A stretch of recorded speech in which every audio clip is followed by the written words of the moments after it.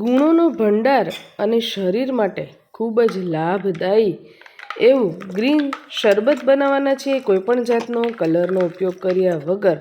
અને એકદમ ટેસ્ટી તો છે જ, પણ શરીર માટે ખૂબ જ હેલ્ધી એવું આજે આપણે લીંબુ અને ફોદીનાનું શરબત બનાવવાના છીએ.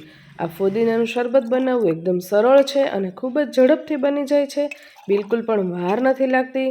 અને શિયાળો જ્યારે વિદાય લઈ રહ્યો છે અને ઉનાળાની શરૂઆત થઈ રહી છે, ત્યારે શરીરમાં બેચેની, ઉલટી, ઓબખા, મૂંઝારો અથવા તો બીજી કોઈપણ જાતની પેટની તકલીફ થતી હોય તો એને દૂર કરનારું શરબત આજે આપણે બનાવવાના છીએ મિત્રો. આ શરબત શરીરમાં કોઈપણ જાતની તકલીફ થઈ હોય ને એ તકલીફને દૂર કરનારું છે. અને એક વખત જો આ શરબત બનાવી લેશો એટલે શરીરમાં ભરપૂર તાજગીનો અનુભવ તમને કરાવશે. એવું શરબત આજે આપણે બનાવીશું મિત્રો. અને ટેસ્ટમાં પણ એકદમ બેસ્ટ લાગે છે, દેખાવમાં પણ સરસ એવું ગ્રીન બને છે, કોઈપણ જાતનો કલરનો ઉપયોગ કર્યા વગર ગ્રીન બને છે. અને એને ગ્રીન કેવી રીતે બનાવવું બધી જ ટિપ્સની સાથે રેસીપીમાં લાસ્ટ સુધી જોડાયેલા રહેજો. તો રેસીપીની શરૂઆત કરીએ પહેલાં ચેનલને જો સબસ્ક્રાઈબ ન કરી તો સબસ્ક્રાઈબ કરી બેલ આઇકન દબાવી ઓલ જરૂરથી દબાવી દેશો મિત્રો, જેને કારણે નવા વિડીયોઝના નોટિફિકેશન આપ સુધી મળતા રહે. ચાલો બનાવીએ ફુદીનાનું શરબત. તો એના માટે થઈને તમે જોઈ શકો છો એકદમ મોટા મોટા પાન ધરાવતા ફુદીના મેં લીધેલા છે. ફુદીનાનો ગ્રીન કલર બનાવવા માટેનું મેઇન જે કારણ છે ને એ લીલો ફુદીનો જ છે. એટલે કે આ શરબત જે દેખાવામાં એકદમ એટ્રેક્ટિવ બનાવવા માટે થઈને જ આપણે ફુદીનો ખાસ લીધેલો છે. કારણ કે જનરલી આપણે ઉનાળામાં લીંબુ શરબત તો પીતા જ હોઈએ છીએ, પણ જો એ શરબતમાં ફુદીનો એડ કરવામાં આવે ને તો એનો ટેસ્ટ ખૂબ જ સારો આવે છે. અને ફુદીનાના શરબતમાં લીંબુ એડ કરવામાં આવે તો એનો પણ ટેસ્ટ પણ સારો આવે છે. તો અહીંયા મેં એક લીંબુ, એક નાનો એવો આદુનો ટુકડો, સાથે મેં ગોળ લીધેલો છે. અને આ બધી જ સામગ્રી એડ કરીને આજે આપણે શરબત બનાવીશું. તમને એમ થશે કે ગોળવાળું શરબત કેવું લાગશે, આમાં તો ખાંડનો ઉપયોગ કરતા હોઈએ છીએ, પણ તમે એકવાર જરૂરથી ગોળ એડ કરી અને શરબત બનાવજો મિત્રો. એકદમ ટેસ્ટી બને છે અને ખૂબ જ સરસ લાગે છે સ્વાદમાં, અને હેલ્થ માટે તો એકદમ સારું એવું શરબત બને છે. તો આ શરબત બનાવવા માટે થઈને એક મિક્સર જાર લઈ એની અંદર આપણે ફુદીનો એડ કરી દઈશું. અને ફુદીનો એડ કરીને બીજી બધી સામગ્રી આપણે એડ કરીશું. પણ એ પહેલાં એક વાત જરૂરથી કહીશ કે તો જો તમારે ફુદીનાનું ગળ્યું શરબત ના પીવું હોય તો તમારે ખારું શરબત પણ બનાવીને પી શકો છો. અને એમાં તમે સોડા એડ કરીને પણ, સાદી સોડા એડ કરીને પણ તમે ખારું શરબત પી શકો છો. તો ગોળને તમે સ્કીપ પણ કરી શકો છો. પણ મને અહીંયા ગળ્યું શરબત ભાવે છે એટલે મેં અહીંયા ગોળ લીધેલો છે. તમને ગોળ ન ફાવે તો તમે સાકર પણ લઈ શકો છો. તો આદુનો ટુકડો, ફુદીનો લઈ લીધેલો છે. અને જેવું ગળ્યું બનાવવું હોય એટલું આપણે ગોળ લઈ શકીએ છીએ. તો અહીંયા મને ગોળવાળું ગળ્યું શરબત ભાવે છે તો હું ગોળ એડ કરી રહી છું. તમને જો ગોળ ન ફાવે તો તમે સાકર અથવા તો સાકર વગરનું ખારું શરબત પણ તમે બનાવી શકો છો. તો મને કમેન્ટ કરીને જરૂરથી કહેજો મિત્રો કે તમે ખારું શરબત બનાવો છો ફુદીનાનું, કે ફુદીનાનું ગળ્યું શરબત બનાવો છો. કમેન્ટ કરીને જરૂરથી કહેજો. અહીંયા શરબત બનાવવા માટેની અડધી સામગ્રી આપણે એડ કરી દીધેલી છે, અડધી સામગ્રી બાકી છે, એટલે રેસીપીમાં લાસ્ટ સુધી જોડાયેલા રહેજો. હવે ટેસ્ટ માટે થઈને આપણે લીંબુ શરબત એડ કરીશું.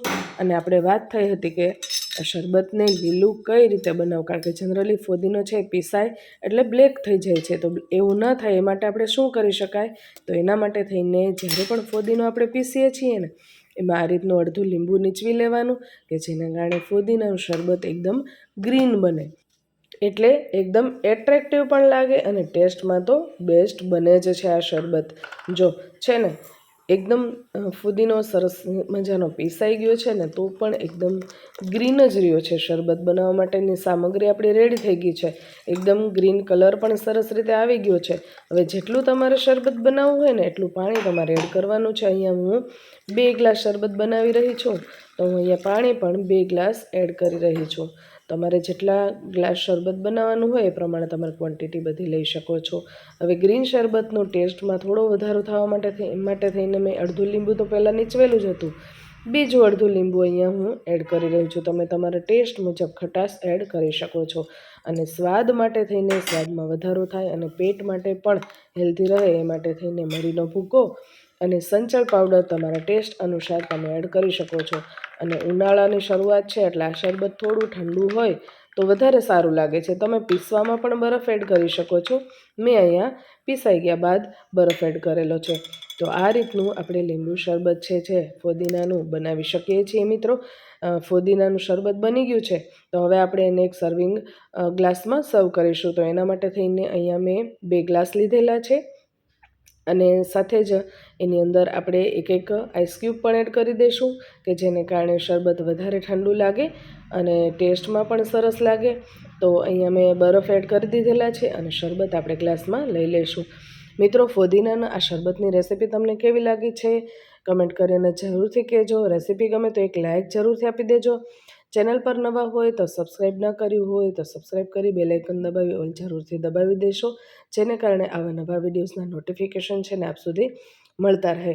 શરીરમાં કોઈ પણ જાતની તકલીફ હોય, જેમ કે પેટને લગતી તકલીફ હોય અથવા તો મૂંઝારો થતો હોય અથવા તો ખૂબ જ ગરમી થતી હોય અથવા તો આંતરડાની તકલીફ હોય અથવા તો એસિડિટીની તકલીફ હોય તો પણ ખૂબ જ કારગર એવું આ શરબત છે મિત્રો. તમે જરૂરથી ટ્રાય કરજો અને ટ્રાય કરીને કહેશો કે આ ફોદીનાના શરબતથી તમને ફાયદો થયો છે કે નહીં. મિનિમમ 2 થી 3 દિવસ તો આ ફોદીનાનું શરબત જે છે દિવસમાં 1 થી 2 વાર તમે બનાવીને પી શકો છો અને તમારા ટેસ્ટ અનુસાર લીંબુ, ફોદીનો અને ગોળ ત્રણેય વસ્તુ અને મરીનો ભૂકો અને સંચળ પણ તમારા સ્વાદ મુજબ તમે એડ કરી શકો છો.